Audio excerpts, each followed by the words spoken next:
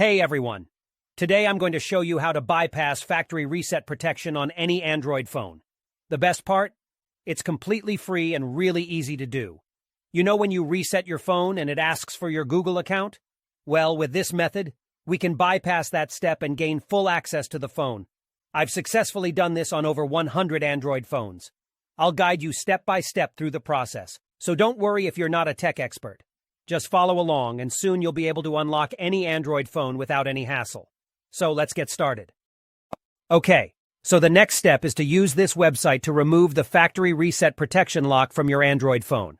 To do this, you'll need to provide 3 important details: your phone's exact model, its IMEI number, and a valid email address where you can receive notifications. Now you might be wondering how to find your phone's IMEI number. Well, there are several ways to do this. You can check the back of your phone, the original box it came in, or even your carrier's website. Your account details may also have the IMEI and serial number of your device. If you have a sales receipt or contract, you may find the IMEI and serial number there. If your phone has a removable battery, you can check underneath it for the IMEI or serial number. However, if your phone doesn't have a removable battery, don't try to remove it or you may damage your device.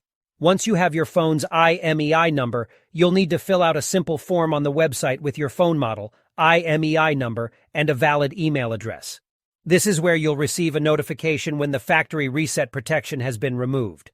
After you submit the form, your request will be processed, and you'll receive an email notification when the factory reset protection removal process is complete. I'll show you an example of what the email should look like by logging into my personal email account. Here's the email I received, saying that the factory reset protection was removed. Let's open it up together.